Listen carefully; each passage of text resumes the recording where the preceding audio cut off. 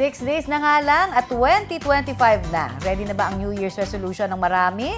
Habang ang iba ay may natitira pang goals this year. Oo nga, hindi pa natatapos pero meron pang araw. Meron pa. Tinanong po namin ng netizens anong goals na gusto nyong ma-achieve ngayong 2024.